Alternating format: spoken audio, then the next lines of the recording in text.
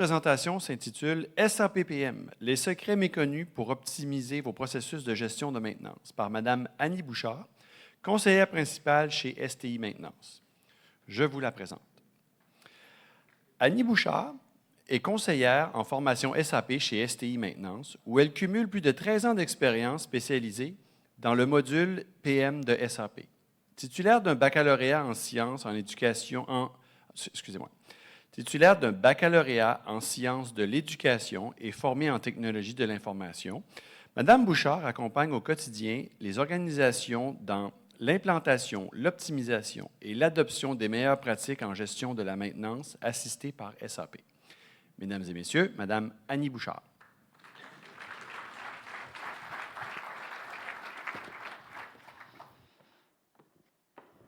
Alors, bonjour, je suis heureuse d'avoir l'occasion à nouveau de pouvoir participer à Maintenance, au Congrès Maintenance Québec. J'avais donné une conférence il y a quelques années sur l'importance de la formation. Excusez-moi, je me suis étouffée. Donc, puis aujourd'hui, j'ai encore l'occasion de venir devant vous. Moi, juste pour on m'a présenté, mais juste pour revenir un petit peu en arrière sur mon parcours, effectivement, j'ai un bac en éducation, en informatique et j'ai toutes mes années de formation de pratique aussi en mécanique. Fait que c'est pour ça que vous comprendrez que je suis, au bout de 25 ans d'expérience avec SAP, je suis depuis les 14 dernières années, je me suis dédiée quasi à la totalité au module PM, parce que dans le fond, c'est mes anciennes amours, c'est la mécanique, je m'y sens bien. Donc, qu'est-ce que je fais normalement dans mon quotidien, dans ma vie, dans le cadre de mes fonctions? J'ai commencé par être un programmeur dans SAP, un configurateur. J'ai participé à plusieurs implantations là, de GMAO, de SAP dans différentes entreprises. Par la suite, avec mon bac en éducation, puis ma grande gueule, je suis devenue formateur. Donc, je donnais beaucoup de formations. J'ai monté des programmes de formation dédiés au module SAP PM.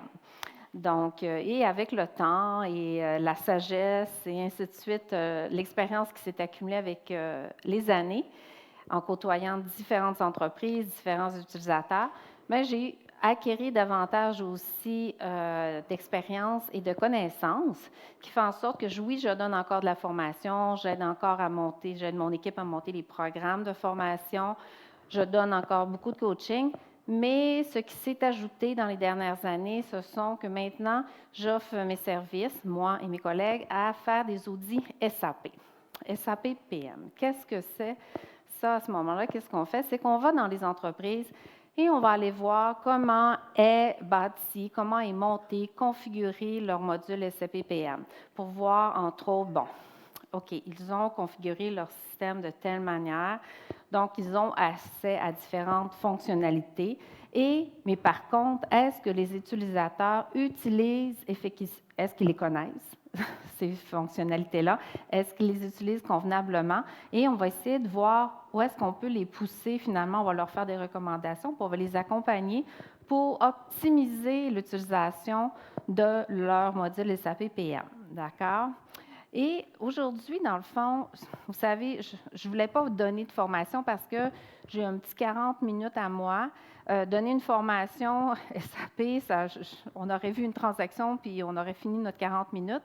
Donc, j'ai décidé plutôt de me concentrer sur des points parfois simples ou majeurs que je constate lorsque je fais des audits. Puis je me suis dit, tiens, aujourd'hui, sans même aller dans votre entreprise, je vais vous partager les points principaux que je constate où il y a place à l'amélioration ou qui vont peut-être vous allumer une petite lumière pour que vous allez dire, je vais vérifier ça demain en retournant sur mon poste, ou ça va probablement vous amener à questionner votre équipe. Parce que je le sais qu'ici, il y a des directeurs de maintenance, il y a des superviseurs, il y a des planificateurs.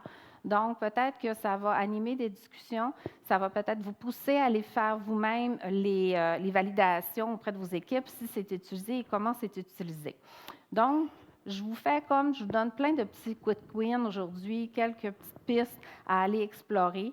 quelques petites solutions. Mais comme je vous dis, ce n'est pas de la formation en tant que telle. Par la suite, par contre, je vous dirai comment aller chercher l'information que vous aurez besoin si vous voulez pousser davantage vers les points que j'ai soulevés.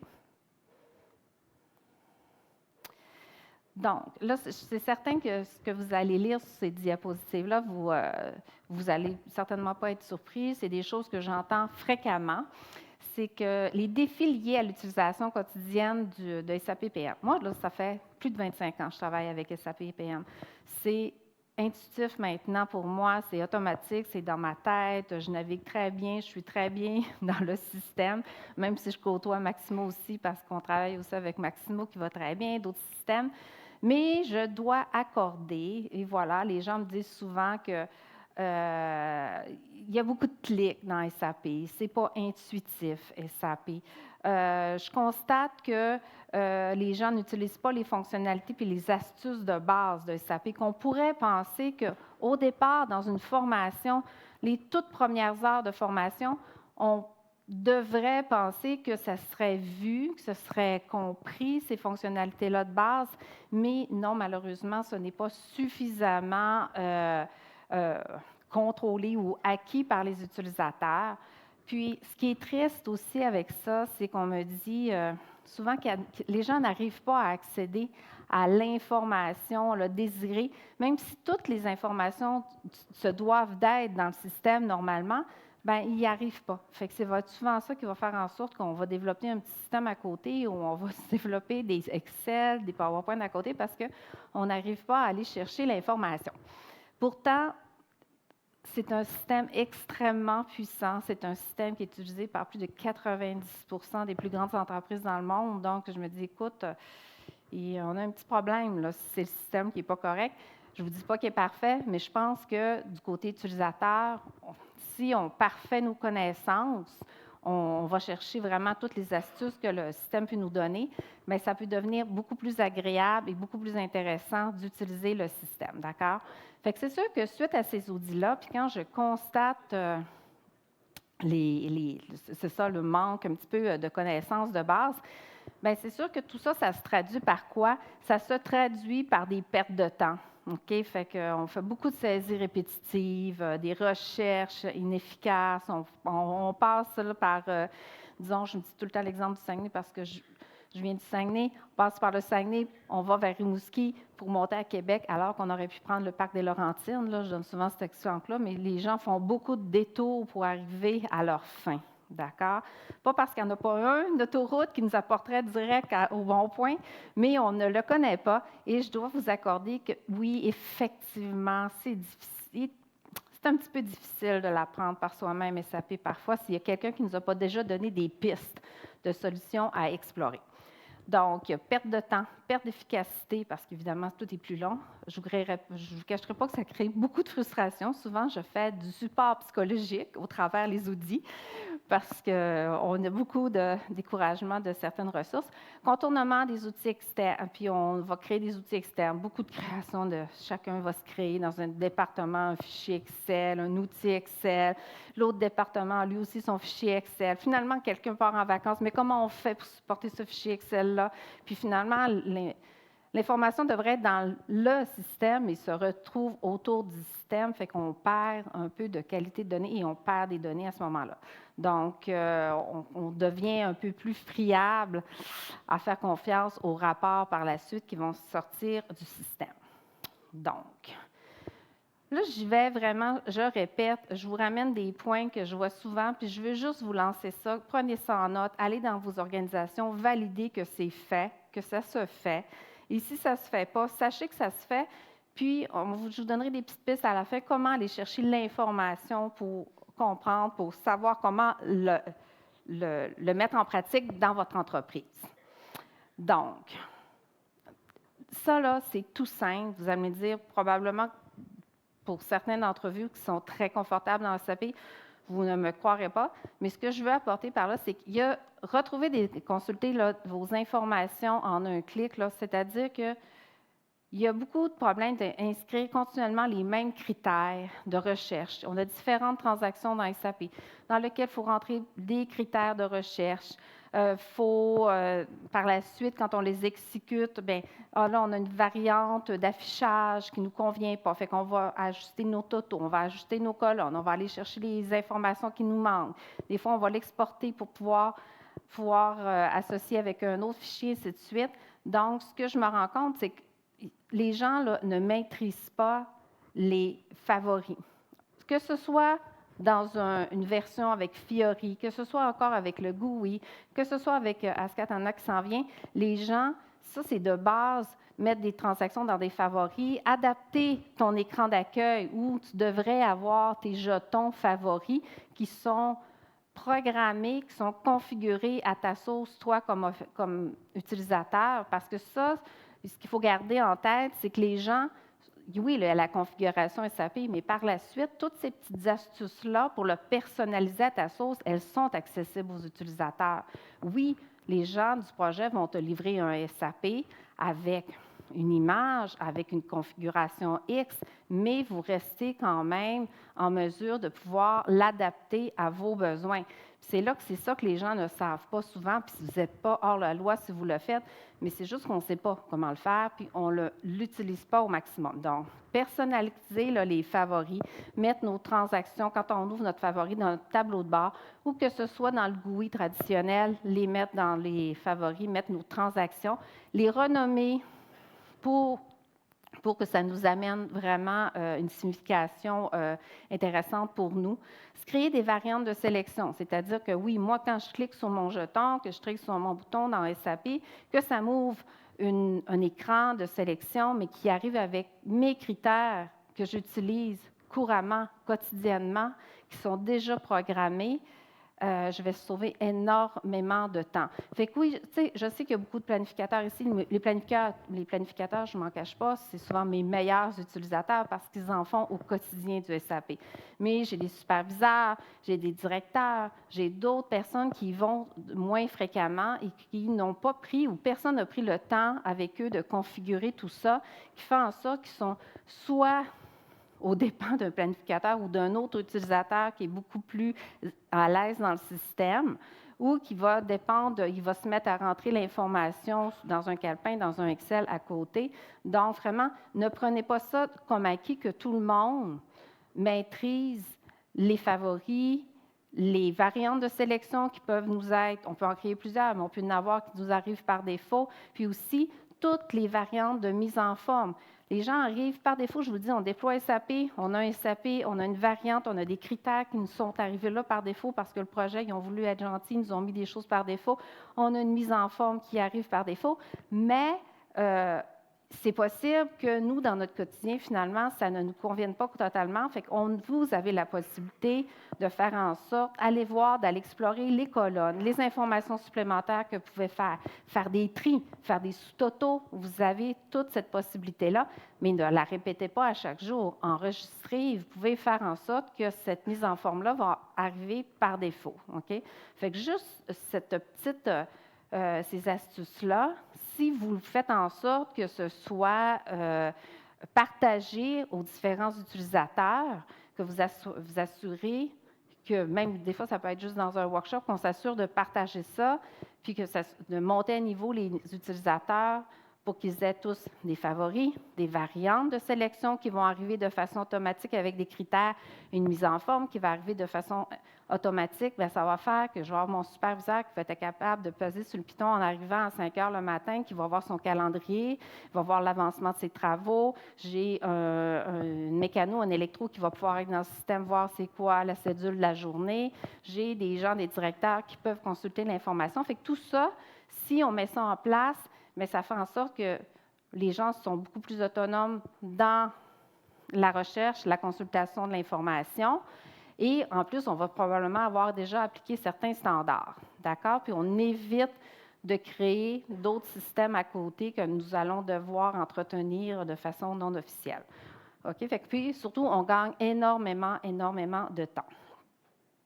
OK? Fait que ça, j'avais mis un petit tableau comme ça, mais comme dans Fiori, mais juste pour vous rappeler que oui, tout ça, ça se programme, on peut renommer, on peut mettre les pastilles qu'on veut dans notre tableau.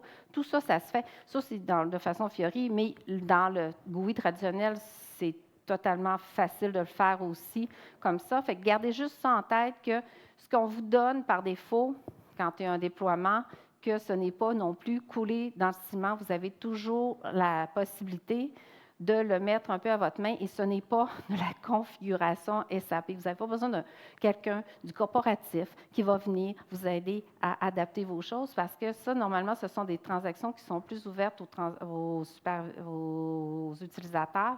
Donc, c'est possible là, de les mettre un peu plus à votre main. Gagner du temps, OK. Ça, j'y vais rapidement sur celui-là. Puis j'ai mis des petites affaires techniques parce que je me suis dit que si ma présentation est disponible, vous est disponible, bien, à ce moment-là, vous pourrez reprendre ces petits mots-là pour aller dans votre système puis retrouver l'information. C'est qu'il y a aussi, il ne faut pas oublier que quand on nous livre un système, il est un peu dans nos paramètres personnels vanille. OK? Donc, c'est à nous, après, d'aller s'amuser pour aller rentrer des critères par défaut. Dans les paramètres utilisateurs, c'est possible d'aller, vous dites, moi, je n'ai pas le goût qu'à chaque fois que je fais une réservation puis une commande, d'avoir à préciser mon point de déchargement. Parce que moi, je travaille dans un secteur, puis c'est toujours le même point de déchargement. Des fois, ça change. C'est rare, mais c'est souvent le même. Bon, je vais en mettre un par défaut. Fait que quand je vais faire une réservation, mon point de déchargement va arriver. Ah, mon nom d'utilisateur, de réceptionnaire, je pourrais faire en sorte qu'il soit aussi par défaut parce qu'à 98 du temps, c'est moi. Si, quand je vais arriver dans mon écran, ce n'est pas ça, je pourrais toujours le changer au besoin, mais je me dis, gagnons du temps, évitons des clics supplémentaires, puis allons rentrer des informations par défaut. Même chose, ma division, mon numéro d'usine, division de planification, de localisation, ainsi de suite, c'est toujours la même. Allons le mettre dans les critères par défaut. Quand on passe par les paramètres utilisateurs, la différence avec une variante de sélection, quand on exécute une transaction, c'est que ces valeurs-là vont être applicables à toutes les transactions. Donc, vous allez ouvrir la transaction, ces valeurs-là vont arriver de vos paramètres, elles vont déjà être complétées dans les champs. Fait que vous n'avez pas besoin de les répéter dans chaque transaction pour enregistrer une variante de sélection. Fait que ça vaut, je vous dirais, là, juste ça, quand je vais avec des utilisateurs, que je prends le temps de paramétrer ce qu'on appelle dans le jargon SAP leur PIN. Juste pour ça, ils me disent, Annie, juste pour ça, tu es venu, c'est correct. Tu viens de me gagner tellement du temps, tu viens tellement de m'aider. Bravo, OK, même si je n'apprendrais rien d'autre du restant de la journée, juste ça, ça vient de changer ma vie. Et ça, d'accord, il ne faut pas le négliger. Oui, on a les planificateurs, les superviseurs, les fieblistes, mais les gars de plancher, ceux qui ont à réserver des pièces, ceux qui ont à remplir leur feuille de temps, d'avoir ton matricule qui arrive par défaut, ton profil de saisie qui arrive par défaut, ton nom d'utilisateur, bien, ça rend l'utilisation du système un peu plus facile, un peu plus friendly. Donc, on facilite, on évite des clics. Les gens aiment ça. Ça les encourage aussi à utiliser le système. Maintenant, je veux vous ramener plus sur des points, OK? Des choses que je me fais souvent demander. Peut-être que vous allez me dire, bizarre, mais peut-être que d'autres vont s'y retrouver. Mais souvent, très souvent, je me fais demander, les gens, je constate qu'ils ont de la difficulté à retrouver certaines informations quand même de base, OK, rapidement, d'exécuter des transactions qui peuvent leur permettre de faire des suivis adéquats, OK, adéquats sur la gestion des travaux, sur leurs travaux. Au niveau des avis, dans SAP, on a 2 documents distincts, contrairement à d'autres GMAO. On a les avis qui nous permettent de faire une demande et on a l'ordre de travail sur lequel on va planifier le travail. Donc, pour les avis, OK, ça, je vous dis, qu'est-ce que je constate dans les audits? C'est que, attention, par défaut, quand on exécute les transactions qui nous permettent d'aller consulter la liste des avis, souvent, cette transaction-là va arriver avec des dates par défaut. Des fois, ça va être 1 mois avant, 2 mois après. Des fois, les gens vont l'avoir changé pour mettre 1 semaine avant, 1 semaine après. Première erreur que je constate, c'est que les gens, à un moment donné, ils ont eu plusieurs demandes, mais là, ils ne les traitent pas tout de suite. Puis, ils gardent toujours de la date automatique. Fait qu'à un moment donné, ton avis que tu as eu il y a 2 ou 3 semaines, elle ne rentre plus dans tes critères de sélection, tu ne la vois plus. Et là, c'est là que je m'aperçois que quand je suis assis avec l'utilisateur, puis je lui dis, regarde, on va enlever les dates où on va mettre des dates très larges de sélection.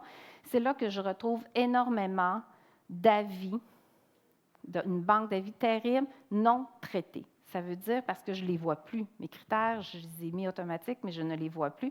Donc, je me rends compte que j'ai énormément de demandes, des demandes qui viennent parfois de la production, qui viennent des mécanos, des électros, qui viennent un peu, qui avaient déjà soulevé le problème dans le passé, fuite, frottement, fumée, tu sais, qui nous ont soulevé des problèmes, mais qu'on a laissé dans la liste d'avis, puis avec le temps, on les voit plus, on les oublie parce que les dates ont été créées dans le passé, puis ça vient plus se sélectionner selon les critères de date automatiques.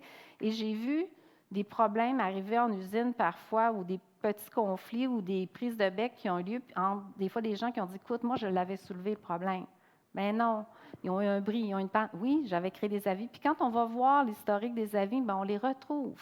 Mais ils sont non traités, ils sont restés dans le passé, ils n'ont pas été pris. Fait que faites attention dans ces transactions-là d'avis. Assurez-vous toujours, s'il vous plaît, de mettre même si vous voulez avoir les plus récentes, même mettez des dates larges, mais par contre, utilisez d'autres critères. Dites, je vais prendre des dates très, très larges, mais exclue-moi les avis qui ont un ordre affecté. Fait que dans le statut exclusif, dans les critères de sélection, je dis, enlève-moi les OAFF. À ce moment-là, je m'assure de toujours avoir dans ma liste les avis qui ne sont pas traités, qui sont encore actifs, mais qui ne sont pas traités. Fait que je vous le dis parce que j'ai vu beaucoup de choses passer, des bris qui sont arrivés suite à des événements, des demandes qui n'ont pas été prises en compte. OK? Donc, avoir des gaps très larges, mais si on utilise d'autres critères pour voir, je veux voir juste les avis non traités, qui n'ont pas d'ordre affecté. Fait qu'à ce moment-là, ça va vous permettre ça va vous éviter d'oublier certains avis dans le passé, OK? Et j'aime bien aussi, lors d'avis, dans la liste d'avis, dire au planificateur, n'oubliez pas d'ajouter la colonne de criticité de vos équipements, la fameuse colonne qui s'appelle code ABC, parce que ça va vous aider à faire un choix plus judicieux dans la priorisation des travaux, des avis, si vous êtes dans le rush, à prioriser. Fait que moi, si j'ai un avis qui m'arrive sur un équipement qui est de criticité 4, qui est très élevé, qui est critique, mais c'est sûr que je vais probablement le prioriser dans le traitement avant un autre avis, ainsi de suite. D'accord? Donc, ça peut être, puis on pense toujours aussi au fait que, oui, j'ai peut-être un planificateur qui est dans un secteur depuis très longtemps, qui est très à l'aise dans ses baskets, il part en vacances, 2 semaines, 3 semaines, quelqu'un vient le remplacer. Le nouveau qui vient, là, lui, il n'est pas aussi à l'aise dans votre liste. Fait qu'on va s'assurer que lui, quand il va prendre votre liste d'avis, il va dire, OK, là, j'ai juste les avis qui sont non traités, OK, et en plus, OK, il y a la colonne criticité, ils sont triés aussi par criticité. D'accord, si je comprends bien, je vais débuter par eux, puis après ça, je vais poursuivre avec les autres. C'est juste des petites astuces que je vous donne, mais c'est ce que je vois qui a rapporté énormément dans des secteurs, dans des industries, d'adapter leur consultation d'information. Quand on parle des travaux hebdomadaires puis l'avancement, OK? C'est sûr que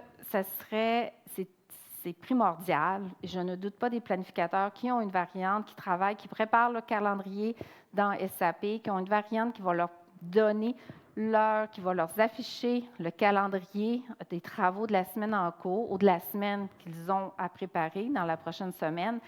Mais rappelez-vous que si moi, je suis superviseur, que je suis directeur, que je suis technicien et que je voudrais faire un quick check dans le calendrier, bien, il n'y a pas de raison pour que j'attende que mon planificateur m'envoie dans un Excel, qui a exporté dans un Excel la planification. Elle est toujours là. Il suffit d'avoir une bonne variante de sélection. Il peut même vous partager sa variante de sélection. OK? Puis, vous la mettez dans vos favoris. À chaque matin, vous rentrez, vous pouvez consulter le calendrier hebdomadaire et son avancement avec le statut sur les opérations. Je vous dirais même qu'il y a des secteurs que tout ce qu'ils font, le superviseur le matin, à son ligne, il ouvre son écran, il ouvre son SAP, clique sur son favori, il voit le calendrier, puis avec les gars, il fait le tour des jobs prévus aujourd'hui. Puis entre-temps, bien, fort possiblement qu'il va y avoir des petites urgences qui se sont ajoutées, mais on part vraiment de là, on ne fait même pas appel à des Excel ou des extractions. Tout y est pour suivre le calendrier, pour suivre son avancement. D'accord? Donc, une fois de plus, évidemment, je m'assure toujours d'ajouter la colonne de criticité des équipements, parce qu'avec la criticité et la priorité, bien, s'il arrive des urgences, c'est ceux qu'on veut annuler en dernier, habituellement. D'accord? Fait que c'est important. Fait que c'est les points majeurs que je vois. L'autre, au niveau du calendrier des travaux préventifs à venir, quand on parle du calendrier maître, je suis surprise du nombre de personnes, souvent quand je vais en entreprise, qui n'ont pas de visibilité sur leur calendrier maître dans SAP. Pourtant, il y en a des belles transactions qui nous donnent une belle visibilité sur le calendrier de prévention, le calendrier maître, le calendrier de préventif. Moi, je regarde les gens de Rio Tinto, là, ici, parce qu'avec des départements des usines au Saguenay, vous êtes à Sorel, je crois, mais j'ai mon collègue Robin qui travaille avec vous beaucoup. Nous, c'est automatique, on a fait des belles configurations qui fait en sorte qu'au moins minimum une fois par année, c'est sûr qu'en décembre, on sort le calendrier maître de tous les secteurs qui nous permet, parce qu'on l'a trié par semaine calendaire, qu'on a mis toutes les opérations, on a demandé à voir les opérations, les estimés d'opérations, on a fait des sous-totaux par quart de métier pour voir combien d'heures étaient prévues pour chaque travaux. Puis en faisant des sous-totaux par semaine, en plus, ce qui arrive, c'est que je suis capable de voir pour ma prochaine année toutes les dates d'inspection, de préventif qui sont prévues sur mes différents équipements et je suis capable de voir est-ce que j'ai des pics, est-ce qu'il est bien lissé, mon calendrier. OK? Parce que je suis supposée être capable de me dire, parce que c'est sûr que si en pleine semaine de la construction, je vois 1000 heures de préventif, puis que j'ai la moitié de mon effectif de disponible parce que tout le monde est en vacances, c'est pas possible. Fait que ça, en le sortant au minimum en début d'année pour le visualiser, s'assurer qu'il est bien lissé, bien, ça va me donner le temps à ce moment-là aussi de faire des modifications dans les appels de plan à venir pour ajuster, pour dire, ah, OK, on va ajuster les dates d'appel de plan pour qu'on soit beaucoup plus équilibré dans la charge de travail, ce qui va nous permettre de respecter nos dates d'inspection puis nos temps de réalisation. D'accord? Parce que ce n'est pas vrai que si j'ai 1000 heures de préventif, puis j'ai 200 heures de disponibilité de main-d'œuvre, que je vais faire tout mon préventif. Ça, c'est du préventif que je vais devoir repousser à d'autres semaines qui n'étaient pas prévues dans ces semaines-là, puis ainsi de suite. Donc, ne sous-estimez pas, OK? Là, j'ai mis la transaction UB19 parce que ça, c'est dans le GUI traditionnel, mais c'est la même chose dans Fiori. Vous avez accès à tout ça, OK? Fait que d'utiliser ces transactions-là, d'utiliser dans les critères de sélection de ces transactions-là, de dire oui, je veux tout le détail. Je veux les opérations, je veux l'estimé des heures, je veux voir le matériel, je veux voir la semaine calendaire. Fait que là, ça va vous permettre de faire des tris et des sous-totaux incroyables qui vous permettent de faire un maudit bon bout de chemin pour suivre votre calendrier de préventif, votre calendrier maître à venir. Tout ça, c'est là-dedans, mais je vois tellement d'entreprises qui gèrent ça dans un Excel à côté, tout simplement parce qu'ils ne sont méconnaissants de ces transactions-là et de comment ils peuvent les configurer pour les utiliser convenablement. Fait que ce que je dis, évidemment, je ne vous montre pas comment le faire aujourd'hui, mais ce que je vous dis, c'est que ça se fait dans le système. Donc, allez explorer comment je pourrais l'appliquer chez nous dans mon entreprise. D'accord? Ensuite, un autre petit point, quand on parle d'optimiser les données pour augmenter en efficacité, d'accord? Je vais commencer par parler de bonifier les nomenclatures de pièces. Les nomenclatures de pièces, dans SAP, on a des arborescences de nos postes techniques, nos équipements, puis on a la possibilité d'aller attacher sous ces équipements-là et postes techniques des nomenclatures de pièces.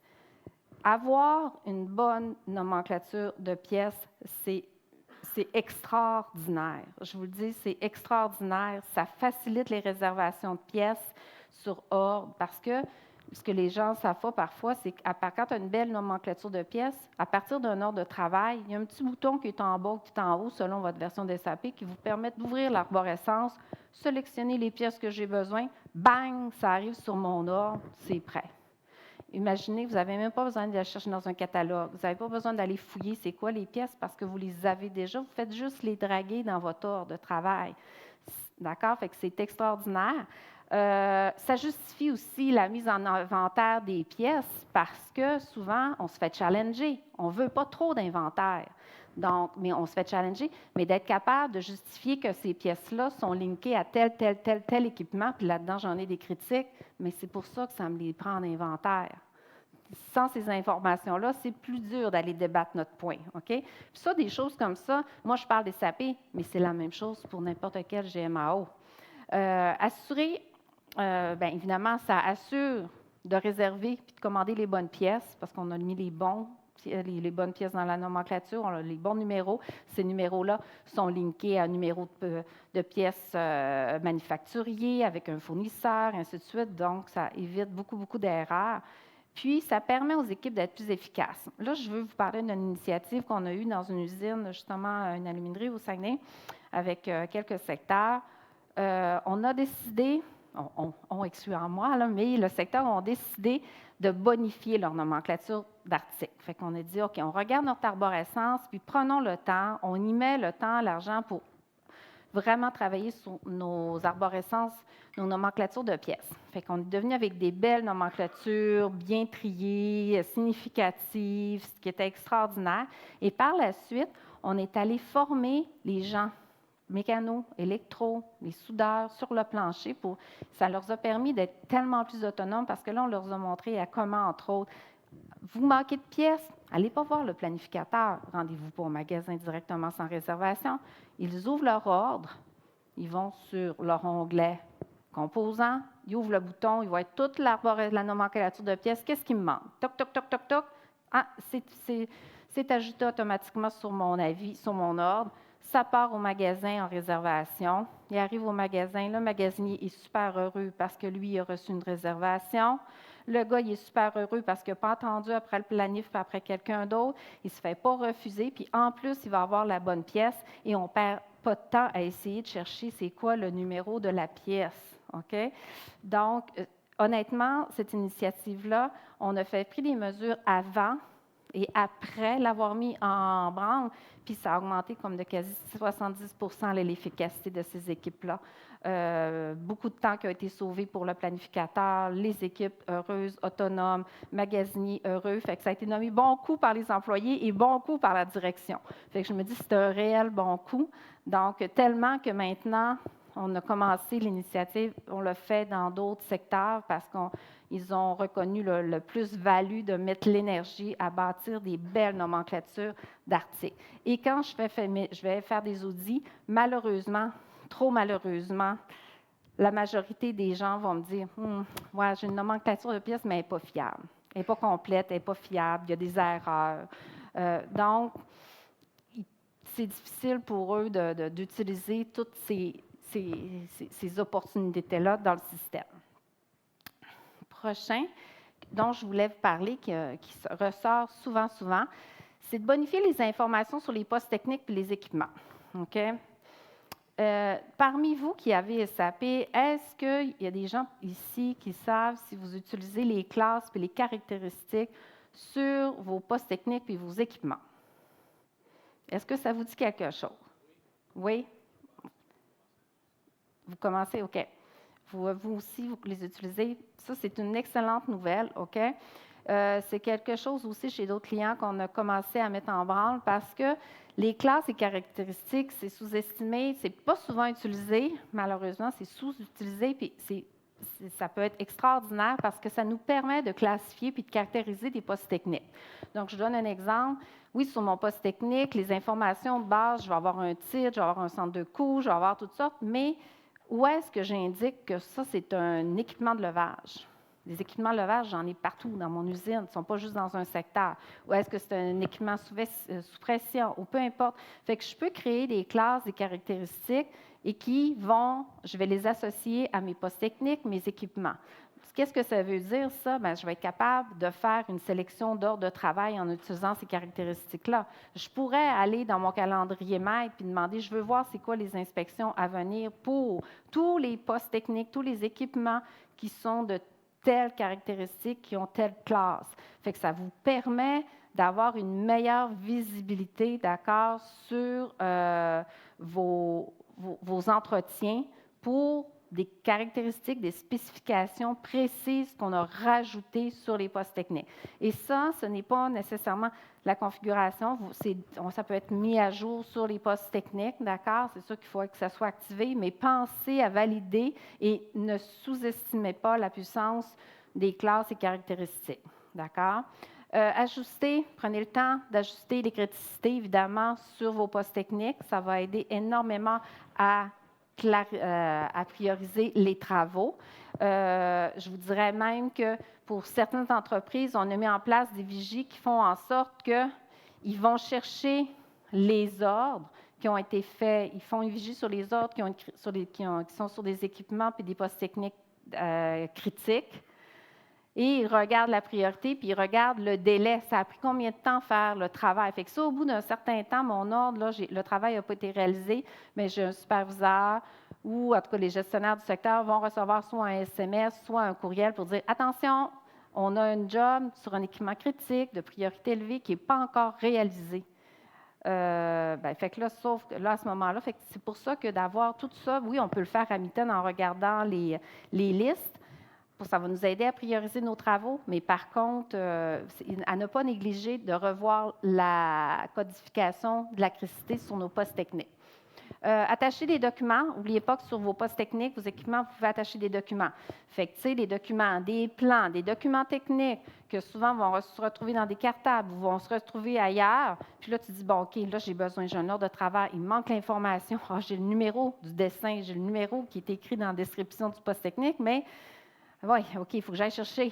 Bien, il y a moyen de scanner ces documents-là. Il y a besoin de les importer soit dans SAP puis de les attacher directement à vos équipements, fait qu'ils vont être accessibles de façon beaucoup plus rapide. Il y a moyen soit de les importer justement dans SAP, de les attacher, ou tout simplement de créer un lien sur ces équipements-là qui va pointer sur le répertoire des documents. Okay? Il y a différents types de documents dans SAP, mais ça, c'est fort utile parce que je le vois, j'ai des gens de plancher qui travaillent, qui ont besoin, qui cherchent des informations. Il n'y a pas si longtemps, il y a quelqu'un un samedi soir qui m'a appelé, pas moi, qui a appelé le superviseur il cherche une valve, il est nouveau dans le secteur, il cherche une valve sur l'équipement qui doit fermer. Non, ben je ne sais pas, puis il est où le plan? Appelle le technicien, puis finalement, le technicien est rendu 11 heures, il dit, bien, tu as juste à double-cliquer sur le poste technique. Ton plan, là, il est attaché à ton poste technique. Ah, OK, ça, il l'avait. Fait que ça, ne pas négliger là, la gestion des documents, puis de les attacher, puis de les mettre au bon endroit là, sur nos équipements puis nos postes techniques. Ensuite, bien évidemment, de créer des nouveaux postes techniques, des équipements au besoin pour enrichir toute notre arborescence. Souvent, si vous êtes en déploiement, c'est le temps ou jamais d'y mettre l'énergie là, pour bâtir une belle l'arborescence parce que c'est la fondation de tout le reste, OK? Tout le reste, les coûts, le suivi des travaux, ainsi de suite. Mais si par hasard, ce n'est pas complet, souvent, je vais à des endroits où il y a des nouveaux équipements. Ils disent, on s'est fait livrer les équipements par l'équipe projet, mais ce n'était pas dans leur mandat de rentrer ces informations-là dans SAP. Puis l'équipe technique dit, oui, mais moi, je n'ai pas pensé, puis je ne savais pas, puis ce n'était pas prévu. Fait que là, on a quelques équipements dans le secteur, mais qui ne font pas partie de l'arborescence. Fait que c'est important soit de prendre entente avec l'équipe du projet pour dire, bien là, prévoyez du temps, de l'argent pour qu'on le fasse. Mais c'est important de mettre à jour à ce moment-là notre arborescence, autant pour décommissionner des postes techniques, des équipements qu'on n'utilise plus, que pour rajouter les nouveaux qui vont venir s'ajouter suite à des projets, entre autres. Puis les plans d'entretien, puis les gammes opératoires. Les plans d'entretien, les gammes opératoires, c'est le nerf de la guerre pour la maintenance préventive.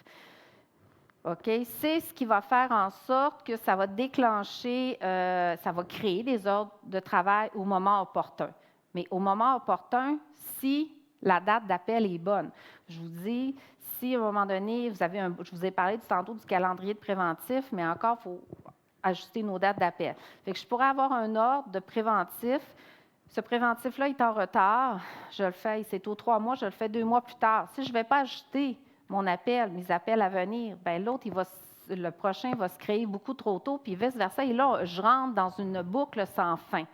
Donc, prenez le temps à ce moment-là d'aller sur votre plan d'entretien, faire nouveau début pour juste réajuster les futurs appels pour qu'à ce moment-là, on s'assure que les ordres vont recommencer à être générés au moment opportun parce que sinon, les planificateurs, les gens se ramassent avec une boulette d'ordre de travail qui sont arrivés trop tôt, les dates sont trop tôt, ils doivent modifier manuellement. Puis si le moindrement, vous avez des KPI, bien, ils vont vous dire que vous n'avez pas fait les inspections au bon moment, même s'il y en a juste un que vous n'avez pas fait au bon moment. Si vous gardez les autres qui ont été générés trop tôt, vous allez être pénalisé. Donc, prenez le temps d'aller ajouter vos dates d'appel, valider la liste des plans désactivés. Regardez vos plans. Quand on fait la liste des plans, on consulte les plans de notre entreprise, plan d'entretien. Prenez le temps de mettre la colonne statut du plan. Et là, vous pourriez avoir des surprises. Il y en a, vous allez voir, qui sont au statut désactivé. Et là, tu dis, oui, mais désactivé, mais le statut supprimé n'est pas là. Pourquoi il est désactivé?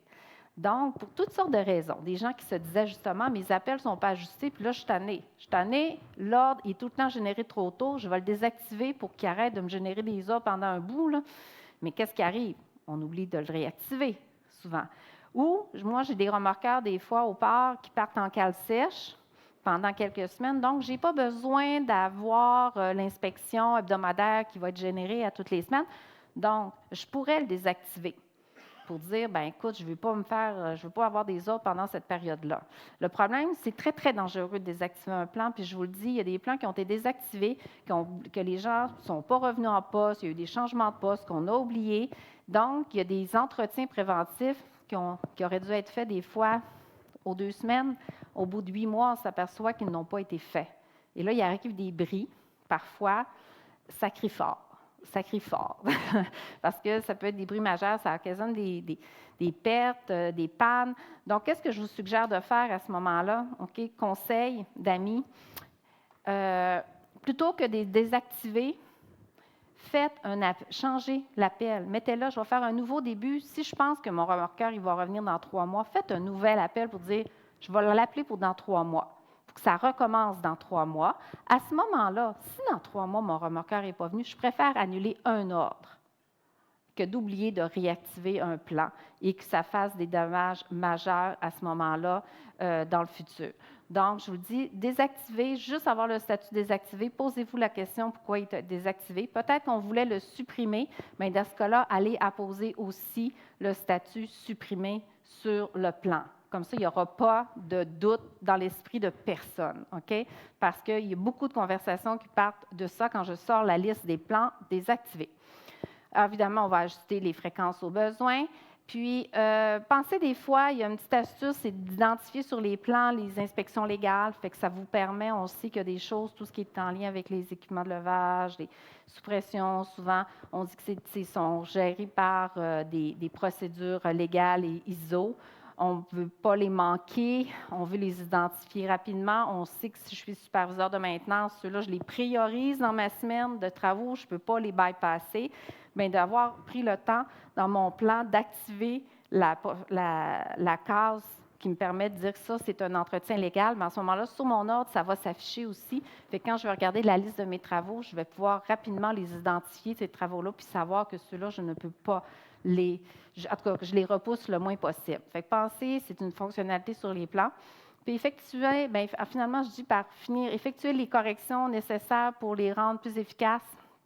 OK? Donc, si vous voyez que l'estimation de mes opérations n'est pas bonne, je suis obligée, je suis planificateur, je suis obligée de changer à chaque fois l'estimation, je suis obligée de changer le poste de travail, je dois ajouter du matériel, bien, plutôt que refaire ces modifications-là à chaque fois que je reçois l'ordre, bien, faites-le à la source. Faites-le à la source, faites-le dans la gamme puis le plan, comme ça, la prochaine fois, bien, écoutez, vous n'aurez plus besoin de le changer. OK? Donc, ça, c'est une autre petite astuce. On essaye de gagner du temps puis éviter des clics. Puis finalement, terminer, comment je peux augmenter les connaissances? Moi, je vous garoche ça, tout ça parce que vous prenez ça en note puis dire, OK, je vais partir dans mon entreprise, je vais valider si on le fait, si on ne le fait pas, ainsi de suite. Je vais poser des questions à mon monde. Oui, il y a tout ça. Bien, c'est sûr que comment on peut faire pour bonifier nos connaissances dans SAP pour s'assurer que on utilise au mieux le système. Bien, c'est sûr que de suivre une formation avec un programme qui est développé par profil puis par sujet, c'est l'idéal. D'accord? Je vous accorde que malheureusement, toutes les entreprises n'ont pas la chance d'avoir un programme comme ça. Ils ont été formés à l'implantation, tout le monde est parti, puis ils n'ont pas accès à ce programme-là. Mais ça se fait. Vous pouvez faire appel à des firmes extérieures, informez-vous. Des fois, au corpo, ils ont des services. Parfois, vous avez beaucoup de documentation, mais que vous ne connaissez pas, mais qui sont sur des répertoires de votre entreprise.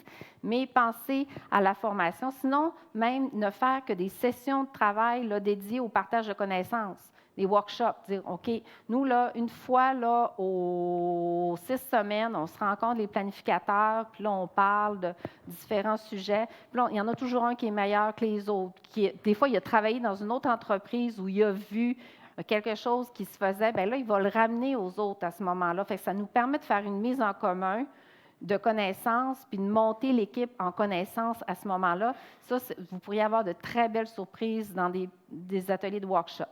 Puis évidemment, bien, s'il y a des astuces qui sont communiquées par des gens, justement, qui vous arrivent avec des astuces qu'ils ont découvertes ou qui ramènent d'ailleurs par des expériences du passé, bien, des fois, de penser à faire une petite capsule, un petit document pour l'envoyer dans une communication aux autres, ça peut être extrêmement bien. Vous pouvez évidemment demander à quelqu'un d'aller faire un audit, de vous accompagner dans un audit dans votre entreprise pour identifier toutes les fonctionnalités qui sont existantes, qui ne sont pas utilisées ou qui pourraient être optimisées, de voir, qui pourraient vous faire des propositions comment optimiser l'utilisation du système. C'est sûr que c'est très bien, là, je le sais pour en faire.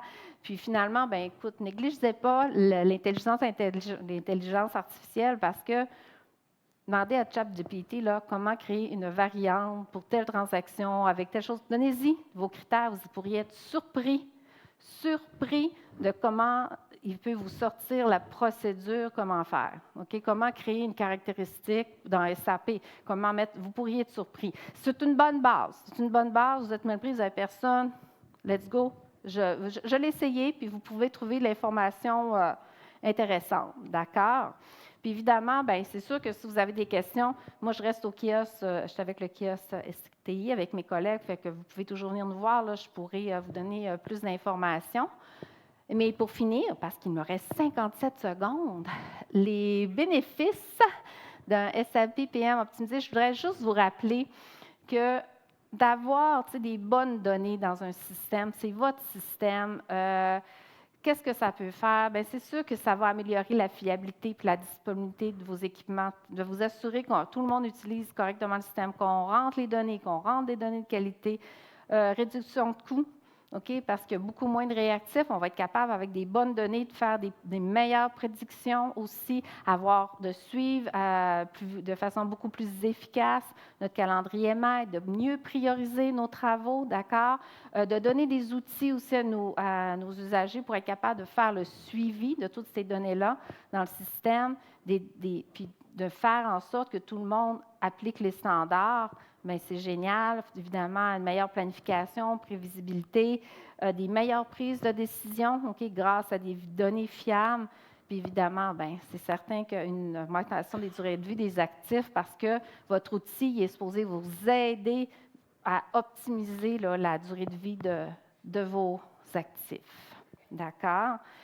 Je ne sais pas s'il y a des gens qui ont des questions. C'est plein d'informations que je vous ai crachées comme ça dessus, que je vous ai bourré le crâne dessus. Mais c'était juste pour vous donner des petites pistes. Je voulais vous donner des quick wins de ce que je constate tellement souvent en entreprise pour aller titiller maintenant dans votre SAP. Puis si vous voyez des choses que vous ne faites pas, que vous pourriez faire, bien, allez cogner à des portes dans votre entreprise pour aller chercher l'aide, les connaissances pour pouvoir les appliquer. Oui. Bonjour, Pierre Laberge. Bonjour. Merci. Très bonne présentation. Merci. On utilise SAP. On a une historique qu'on doit corriger. Là, c'est loin d'être parfait, mais on travaille à l'améliorer, ce qui est une bonne chose. On a un héritage qu'on travaille avec à l'améliorer. Par contre, là, présentement, là, j'ai vu les travaux hebdomadaires. On parlait de ça pour les planificateurs. J'ai eu des palpitations avec Excel, là, parce que là c'est tout partout. Là. On fait les travaux de la semaine, puis là, le manpower, la main-d'œuvre est dans un autre document, l'Excel. On génère ça pour le fournisseur, pas pour le fournisseur, mais l'exécution. Là, je regarde des pistes de solutions, mais est-ce que vous croyez que Prometheus peut être un bon ajout pour augmenter l'efficacité des planificateurs? Oui. Je veux dire que oui. Les expériences que j'ai vues avec Prometheus, excellent outil. Okay. C'est puissant. C'est puissant, c'est excellent. Ça se connecte super bien avec SAP. J'ai rarement eu des critiques négatives, là. Je l'ai utilisé aussi pour l'avoir vu et pour l'avoir paramétré aussi à la source. Puis c'est un excellent outil. Puis avec la nouvelle version S4, est-ce que ça s'implante bien aussi? Ou... Il est supposé. Je l'ai moins vu. OK? Je dois être honnête, je l'ai moins vu. Je vais avoir l'occasion de le voir là, dans les prochains mois. Mais j'ose croire qu'ils se sont adaptés. Puis je ne suis pas inquiète. Je ne suis pas inquiète parce que la base dans SAP des données, ça reste la même. C'est vraiment plus au niveau du traitement des données qui est différent à l'arrière. Fait que je ne suis pas inquiète. Puis c'est quand même une entreprise qui suit la route habituellement. Oui, j'ai une liste de 10 questions. Non, oui. Mais dernière question, vous avez parlé des techniciens qui vont faire des recherches de pièces, puis on n'est pas là, j'aimerais aller là un jour. J'ai beaucoup de débats aussi, de bonnes discussions là, avec justement la master data et ces choses-là. Le niveau des licences, est-ce que les organisations que vous faites, est-ce que les techniciens ont des licences? Parce qu'il y a toujours le coût relié à la licence. Est-ce qu'il y a des licences génériques? Parce que là, c'est un débat, puis on a une limitation budgétaire. Ben là, c'est sûr qu'effectivement, avec SAP, vient avec des licences, OK? Par personne, mais ça vient aussi par nombre de transactions. Hein? Fait qu'il faudrait voir, tu sais, j'aurais besoin de tant de licences, mais qui me donne juste une portion de l'accès à l'information. C'est sûr que ça, vous pourriez l'explorer. Les licences génériques, c'est toujours... je pense qu'il y en a quelques-unes, mais c'est toujours un débat. Ouais, exact. Mais là, je ne sais pas. Merci. Je crois en vous. J'y crois. Autre question? Non? C'est la fin de l'après-midi. Je vous laisse aller à la pause. Je crois que c'est la pause, hein? Bon. Merci à vous.